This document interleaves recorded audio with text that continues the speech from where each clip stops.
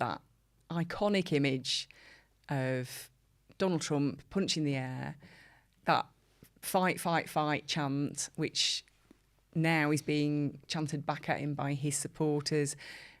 We've now seen him come out and give a rallying speech with a bandage on his ear. I mean, there is just no stopping him now. It seems that there is only one way this is going, and that is ending up at the White House.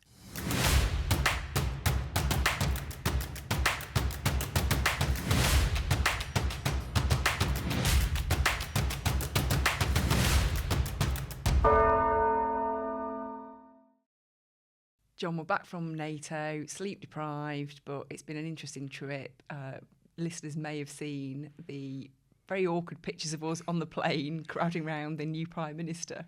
I don't know about you, but I certainly got a bit of a bicep workout because I was having to hang on to the cabin hold to stay upright because I had the political editor of GB News, Christopher Hope, at my feet, so I couldn't stand up straight. But there's so many journalists, we all have to crowd round. You were in an awkward position too. Yeah, it's like logistically one of the worst places you can possibly do that sort of chat because, number one, you can't really hear because you're on a plane, so it's quite loud. So you're stood there, you're trying to like listen. Are they saying anything that's that interesting? Are they answering the question? And you're also in an awkward position. I was stood behind the Prime Minister, almost doing like a nit check on his head. I was so close to his head. And what was the verdict? There were no nits. And there was a bag in front of my feet. It was awkward. There's one point I was having to like grab the thing.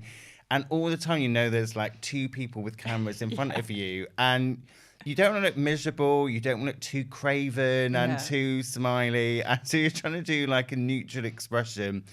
But then there was something that was funny and everyone laughed. And obviously that's the picture that gets used. And everyone's on Twitter's like, oh, well, it's just Keir travelling around with his cheerleaders around the world and they got their man and all this. So you can't really get it right. But there we are. I thought that was really unfair because I laughed too. He just said something quite sweet and funny about his kids and the former Chancellor writing his children writing a nice note to them, and it made everybody laugh. And it really was not to do with being cheerleaders for the new Prime Minister. Let's put it that way. But anyway, that's part of the reason we go on these trips is so we can have that huddle, that for like 40 minutes where we all get to throw a question directly to the Prime Minister. And obviously, when you've had a change of government, that's a really valuable thing to do. So, but anyway, let's get into the trip in full.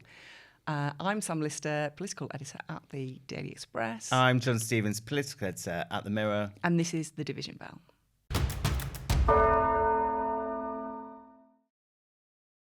So Keir Starmer's trip to Washington, D.C. was obviously his first international trip since he became Prime Minister. But there was an elephant in the room, and that was Joe Biden's health after he struggled at that presidential debate a couple of weeks ago. And so when Keir Starmer went to meet him at the Oval Office, people's eyes weren't just on him as the newbie Prime Minister. Their eyes were also on Joe Biden and what was he going to be like in one of his public appearances. And I was there in the Oval Office and was actually surprised that Joe Biden seemed okay. He's obviously, the way he's always spoken is a bit kind of folksy, mumbly. He's always he's not a shouty politician. A lot of the time he kind of speaks in quite an understated way. He does move slowly. He's obviously 81. But I was actually surprised in the room that actually it was fine. He kind of laughed along. There were jokes about the football because England had just got through to the final less than an hour before the meeting took place. He laughed in all the right places. He told jokes about the football and how it was all down to Keir Starmer that they were getting through to the final. I mean, there were parts where Keir Starmer was talking very clearly, very loudly, as if he'd been told, just enunciate very clearly for the president.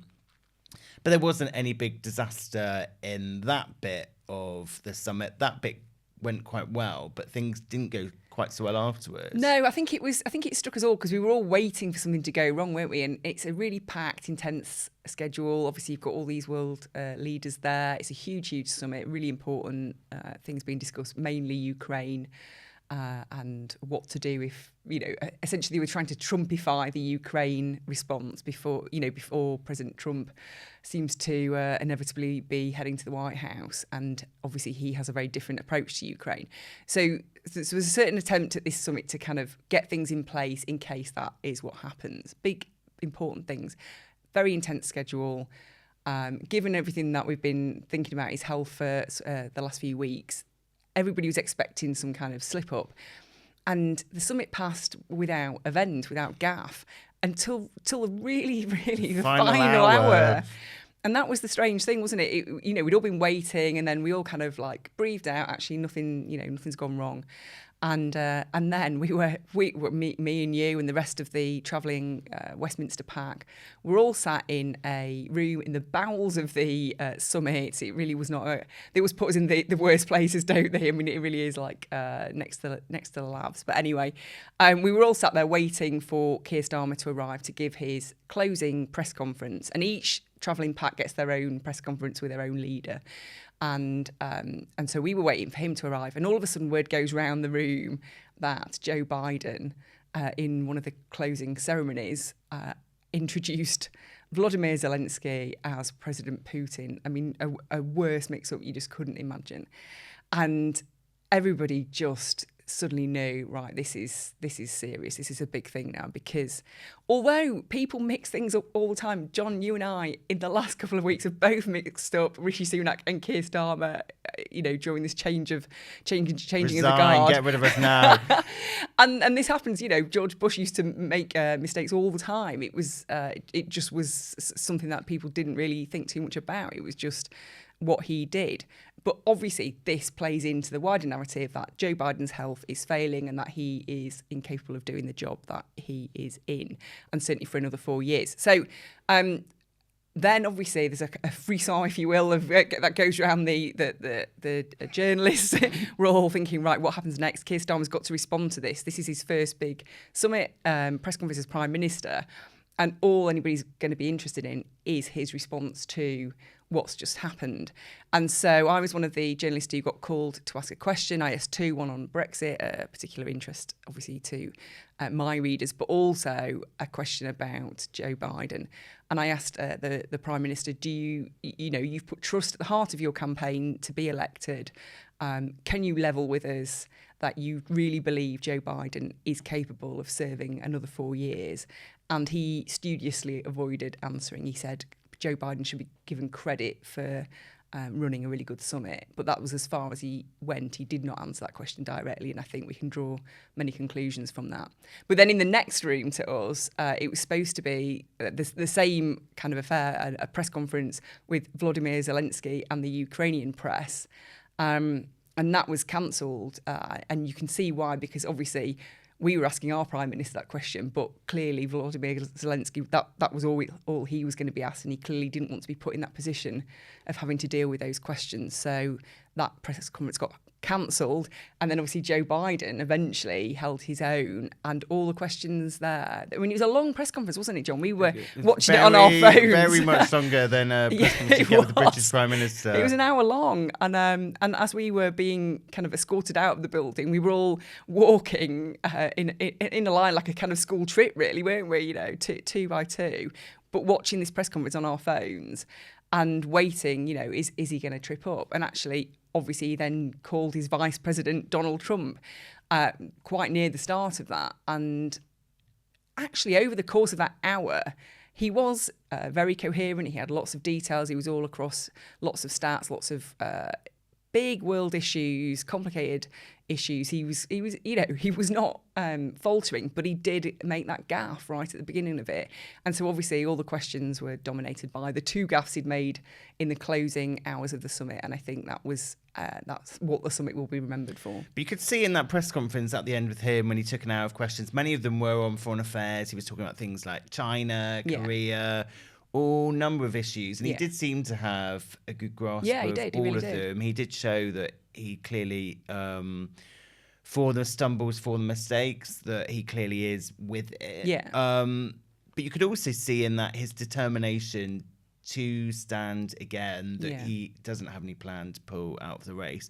because as he said over and over again, he believes he's the person who can beat Donald Trump in the presidential race. And I think if you look at the polling, I'm not sure that is borne out anymore, No. but he clearly does feel, and this is something he told Rishi Sunak when we went to his first summit as Prime Minister.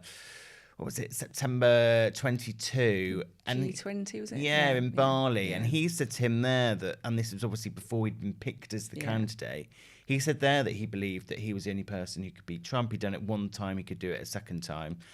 I mean, you look at the polls, and particularly after what happened at the weekend, I think that's increasingly difficult.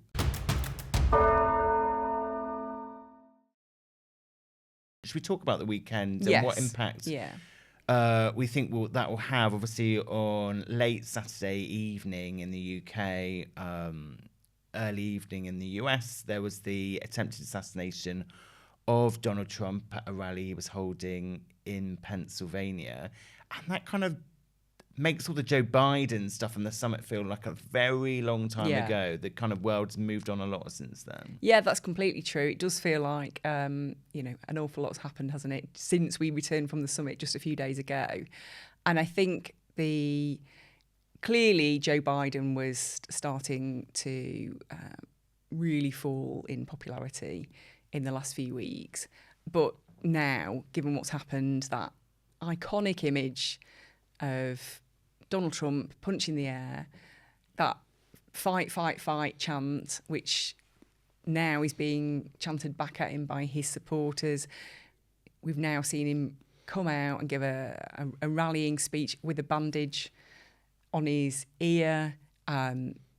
I mean, there is just no stopping him now. It seems that there is only one way this is going, and that is ending up at the White House. And it is a very different situation to what we've had happening in the UK, that we haven't had an assassination attempt on a British Prime Minister. But it does bring back these questions again about MP safety. Yeah. And we obviously have had 2 MPs who were killed whilst doing their jobs in the last 10 years, David Amess and Joe Cox, obviously.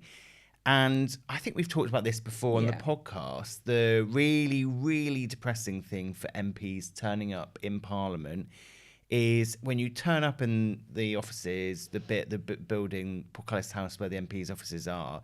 At the moment, there are like welcome desks and people to help you with your IT and people to show you around and, I don't know, help you with staffing or expenses or whatever. But there is also a bit with kind of bit set up with a fake front door and security cameras and panic alarms and whatever to show you the security measures that you can have on your home as an MP. And I just think it is good that MPs get that support. It is good that we are making them feel safe in their homes. But it is so depressing that is needed, that people being willing to put themselves forward for election, essentially to serve the British people, are having to take these security measures. And we heard in the elections how a lot of MPs felt intimidated. Shabana Mahmood, who's the Justice Secretary, she talked in her speech after she was re-elected. She talked about how she'd had masked men storm a community meeting to intimidate people. We obviously had Jonathan Ashworth, who lost his seat. He was followed by people recording him. And that seems to be one of the tactics that a lot of MPs have faced, has been that wherever they've gone, they've had people shouting at them whilst recording them on phones, and people have felt intimidated. They've not felt they're able to go out and meet the public and go and knock on doors and engage with normal people. I think that's a bit of a worrying trend. I think it's really sad, and I just feel it's really easy to demonise MPs, isn't it? And clearly, they face scrutiny, and rightly so. They are acting on our behalf. They are paid for by us. But they go into it, on the whole, they go into it with honourable intentions. There's more than 600 of them. And if people out there think they're all bad eggs, I think that's really quite depressing. Obviously, you do get one or two who do end up doing things that they perhaps shouldn't. But that is not reflective of Parliament as a whole. And I think it's really sad how we treat MPs. I also think so. One MP who lost his seat. there are more than two or three. Could be a lot more. Could be anyone. Yeah. So I'm not going to identify him by telling this. But before the election, we went for lunch, and I asked about the Gaza situation and was that having any impact on him, and did he feel concerned at all? And he said that he'd written back to a constituent and said, look, I am supporting Israel on this. My views are very clear. I'm not going to kind of sugarcoat it. That's my position. And I said, are you not worried about any potential impact on your safety? Are you worried about it?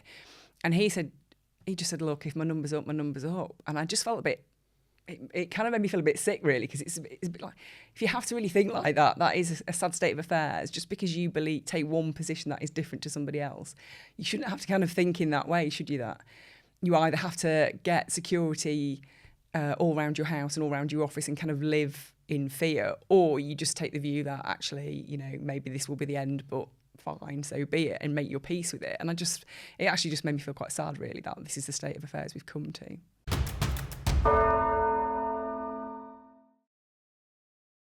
So back here in the UK, obviously we're into, is it week 2 now of Keir Starmer as Prime Minister with that massive Labour majority. But it looks like he's going to have the first issue where there is a bit of difficulty this week with some of his backbenchers saying that they should get rid of the 2-child limit with benefits, which means that if you've got more than 2 children, you can't claim for things like universal credit and child tax credits for a 3rd or a 4th or a 5th child. Yeah, this is potentially his first big test, really, isn't it? Because there is a groundswell of opinion among his many backbench MPs about their desire to overturn this policy that was introduced by the Conservatives. And Keir Starmer and Rachel Reeves have been very clear that actually we're not going to do anything that we can't afford to do. This isn't something that they have costed. It isn't something they promised in their manifesto. But clearly they spent many years attacking this policy in opposition to the Labour Party. And so many Labour MPs and Labour supporters are quite baffled as to why, look, we finally got a Labour government, why is it not doing one of the core things that we really want it to do? Obviously, though, Keir Starmer has a huge majority and most of his MPs will just fall into line on this, and this will quickly die a death in terms of what happens in Parliament this week. But it will be one of those things that rumbles on and on and on, and eventually I think it will get to a point where there are so many people pushing for it that he will have to kind of do something. I think we're talking many years down the line, but it's not going to go away. It will go away in the short term, but it's definitely going to be an ongoing wound for the party. What do you think? Well, I think that it's interesting that some quite senior Labour figures, so this isn't just about Labour troublemakers. This is people like Anna Sarwar, who's the leader of the Scottish Labour Party, who obviously helped win a big haul of MPs at the election, have spoken out on this. I think that the argument that is made is that this would obviously be pretty costly. I think it's about £2 billion it would cost to get rid of it. But it would be quite a cost-effective way of tackling child poverty, that kind of at the flick of a pen, you'd be able to change it. I think that the problem which you kind of mentioned there is, and the line that Labour is continuing to give, is that they've been very clear that they're not going to promise to do things unless they can explain where the money's coming from. And it kind of goes counter. If they suddenly said, now we're going to get rid of it, it would go completely counter to the other messages we've been hearing from Labour, which has been, we knew things would be bad. We've come in and actually they're worse than we thought they would be. We know that Rachel Reeves before the summer is commissioned this work on looking at the true state of the problems with the country's finances. And I think that suddenly, if in the King's speech they said, oh, well, actually, we said we couldn't afford to do this and now we could, I don't think that would quite be in line with that messaging. I think that there is a possibility that at some point in the next few years they do it. I think that clearly everyone in the Labour Party would like to do it if they did have the money to do it.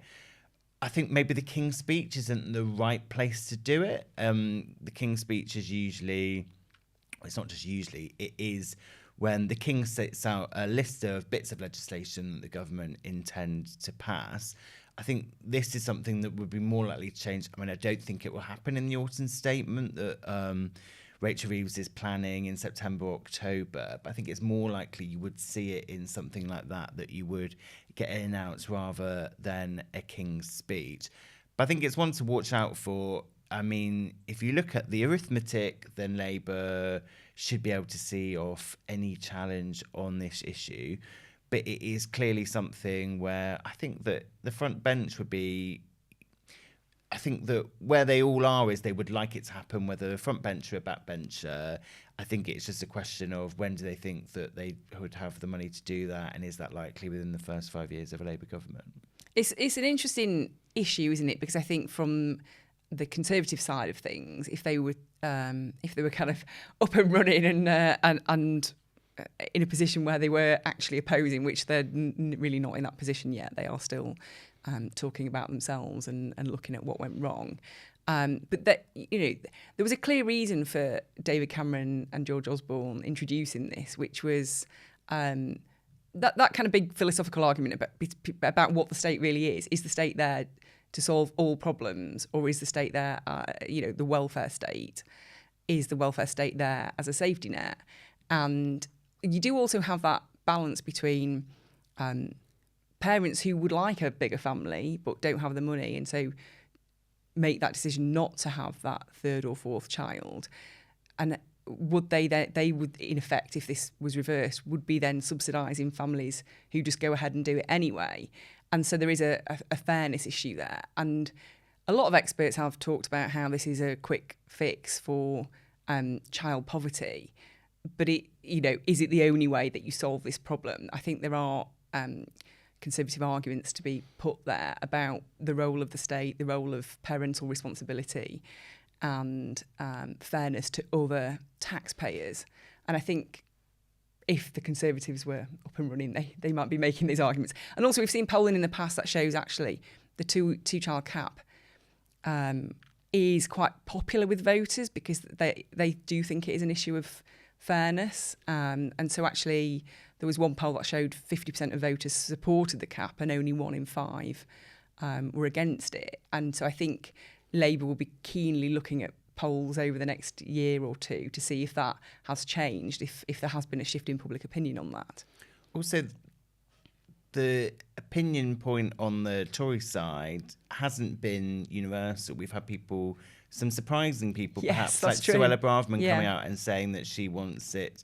And Nigel Farage. Right. So a strange coalition of people who are actually pushing for this to happen. Yeah. I think on that side of things, it is often fueled by a kind of more religious right. The kind of Conservatives who are very pro family and state intervention in family, and rather than people taking their own personal responsibility on those things, they want to see rewards for marriage and having children and that kind of thing. So I think that's where you see people coming from on that side of things. And then I think for Nigel Farage, it's interesting because actually when you look at the Reform manifesto, there was some it wasn't a right-wing manifesto in many ways. Some of the policies on tax and so on were actually quite left-wing. So I think Reform don't necessarily pitch themselves as a more right-wing party than the Conservatives. They're a strange hybrid of right and left at the moment.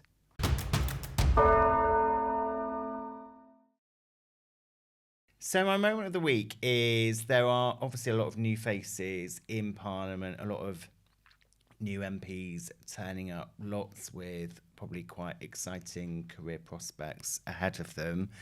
But the real star has got to be Jennie, the guide dog, a golden retriever who is owned by a Lib Dem MP, Steve Darling. And she just looks magnificent in the first meeting of Parliament, which the House of Commons chamber it's always much smaller than it looks on TV. It's always much louder in person than it sounds on TV. And yet, just in the middle of all this chaos was Jennie the guide dog sat on the Lib Dem front bench. Or she wasn't sat on the front bench. She was luckily sat in the... Now that would be a good picture. On the green car, yeah. She wasn't speaking at the dispatch box. Yeah. She was just lying on the ground. She just kind of chilled out. She totally calmed down. I mean, as a dog owner, I just wish my dog was a small bit like that. I just cannot. Can I just say Rory is not as well behaved as Jennie? I cannot imagine him. I just feel anxious just thinking about him in the House of Commons chamber. Just all that noise and excitement. He would not just be lying down. But there we are. My moment of the week, my star of the week, Jennie the guide dog. An inspiration to us all. And your moment of the week, Sam? Oh, well, Gary Neville. Keir Starmer just cannot get enough of Gary Neville, can he? Obviously, Keir Starmer flew out on a private jet to the football in Berlin and was interviewed on, I think it was on ITV, by Gary Neville. And it's just this new bromance, isn't it? I mean, how often are we going to see Gary Neville? We saw him during the election campaign, and then a week into the new premiership, we see him again. So I think... we've got plenty of Gary Neville to come down the years. And what a good thing that is. Right, we'll be back on Thursday. Get in touch with us, the division bell at reachplc.com. We'll see you then. Bye for now. Thank you for listening. This is a Reach Studio production hosted by myself, Sam Lister, and John Stevens. Produced and edited by Lydia O'Malley, Shabir Nurzai. Our researcher is Sheila Mahmoodi, and design and art direction by Curtis Phillips Cozier and Luke Stidson. Audio managed by Matt Millard and social content managed by Gully Burrows and Ed Washington. Content production and design overseen by Yara Silver, Harry Dumanel and Spencer Robotham.